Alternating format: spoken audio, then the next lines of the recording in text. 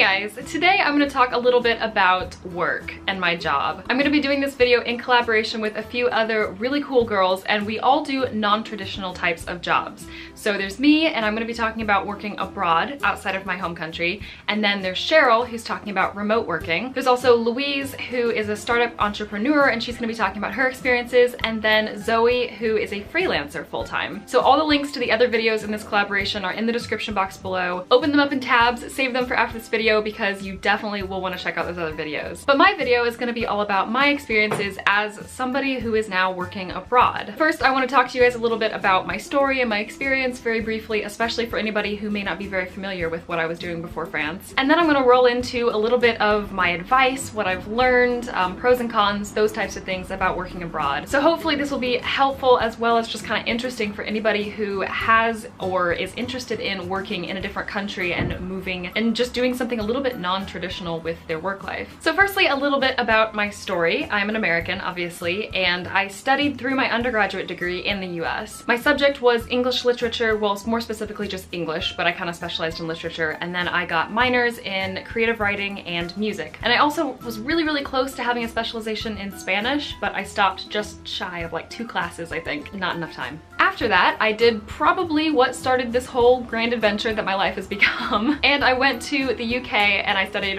1 year there for my master's degree in English literature. So I lived in Bristol, UK for an entire year, and I got my master's degree there.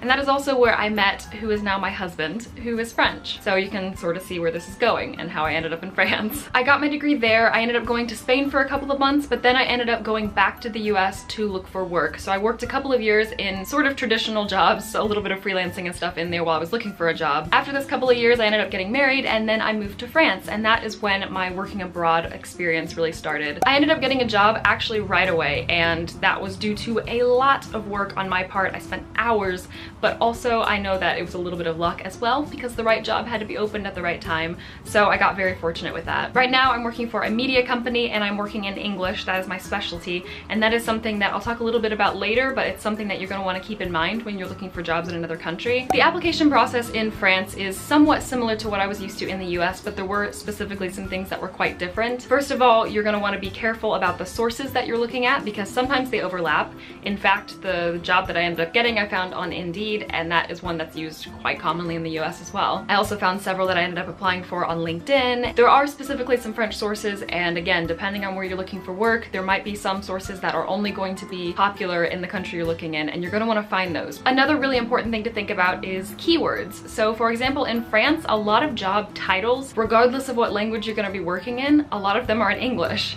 So even trying to translate social media manager, for example, you're not really probably going to find anything under the translation. You're going to find the jobs under social media manager, even if the entire job is going to be working in French. That's something that also made my search harder because I was looking for jobs that would capitalize on my English skills. So even though I would search social media manager, I would often find jobs that would not be using English at all. So it just made the process that much more complicated. Experience was another thing that was a little bit different. The experience required. For example, France puts a lot more relevance on your education, and they are much more focused on if you studied the right thing, if you studied the proper amount of years. Whereas in the US, I feel like we're getting a little bit more flexible with those types of things. Not that some jobs still don't require certain degrees and stuff, but I feel like you can justify not having a degree if you have certain amounts of experience. And also I think that French employers like when you've worked at a specific position for a little bit longer, whereas in the US, a lot of people stay in a job maybe a year, especially in kind of the media industry where I am. People hop jobs a lot more, but I don't really think that's quite as acceptable in France. So that was definitely something that I had to be mindful of when I was crafting my CV and writing my cover letters and just figuring out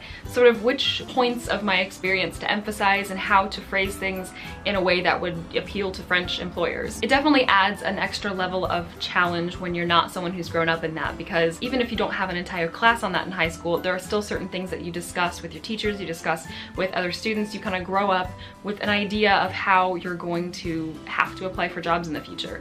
And that's basically what college is supposed to do, is prepare you for that. But I studied in the US and then I studied a year in the UK. So I never studied in France. I never got that sort of education on how to even think about the workforce. So that adds an extra level of difficulty. However, sometimes being a foreigner also means that you have skills you can offer that people from that country can't. So for example, if you speak English really well, that's a skill that can be pretty pretty universal. There's obviously a lot of competition, but if you have a very high level of English, or if you're a native speaker of English, that means that you could potentially offer those skills as an English teacher, as a copywriter in English, as a translator if you are fluent in another language, especially the language of the country you're going to. That can give you a serious leg up. There are also certain things like if you're specialized in, if you're an American, the US market about something, then you can look for jobs that capitalize on the fact that you know the US market for a certain product or for a certain industry better than anybody who has not grown up in the US market for that. So definitely look into those types of jobs. Definitely figure out what skills of yours that you can emphasize, whether they're international skills or whether they're just skills you're really good at. Let's talk about CVs for just a couple of minutes here. It's not really the most fun subject, so I'm just gonna kind of, brush over that one, but it is very important. CVs are gonna be different in pretty much every country. Even if they're very similar, there are going to be certain formatting things that are going to be different. If you're going to a country that speaks a different language, potentially you're going to have to try and translate your CV. One big difference that I did have to account for was in the US, you do not put pictures on your resumes. However, in France, it's considered standard. That is how you look professional. There are things like that that can make such a huge difference and that immediately can get your resume sent to the slush pile. So you definitely want to keep those things in mind. As far as the language goes, in my experience, because I was applying for jobs that would use my English, I think most of my cover letters and CVs that I sent out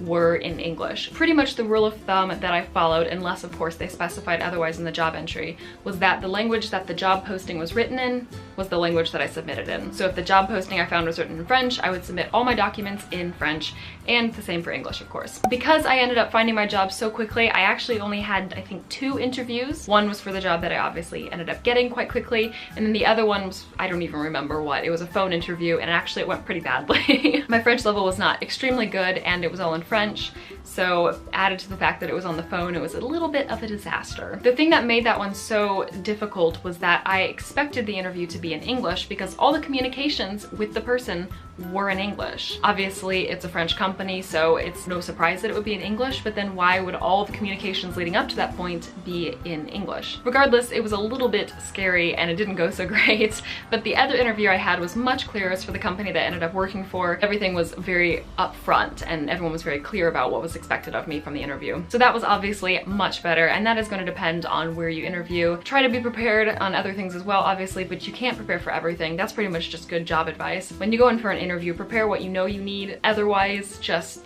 play it by ear and don't get too stressed out about it. Like it is in any other country, it's just a little bit of a learning process, and you just need to be as flexible and as open-minded to new approaches to it as you possibly can be. Working in a different country really does open your mind up to a different way of approaching work life. Just like living in another country does the same thing with your everyday life aspects, the work life in different countries is definitely going to be different. In France, you get more vacation days in a year than you typically do in the US, but salaries are typically lower. It's not at all the same thing, and it just gives you a completely new perspective. It might be something that's not for everybody, just like living abroad is probably something that not everyone's interested in, but if you are interested in it, then I highly recommend you take whatever opportunities you can get, even if it's something temporary, just to kind of dip your toes in the water a bit. Let me know in the comments if you have any experience working abroad, or if you're interested in it, if you're looking at it for the future. I would also love to know if you have any tips or advice to add to this as well. Definitely check out the other videos in this collaboration. Links, of course, are in the description box below. I've also been toying with the idea of doing a video talking about the multilingual environment that I work in, because the company that I work for has basically 6 different branches, one of them being French, one of them being English, and then 4 other languages. So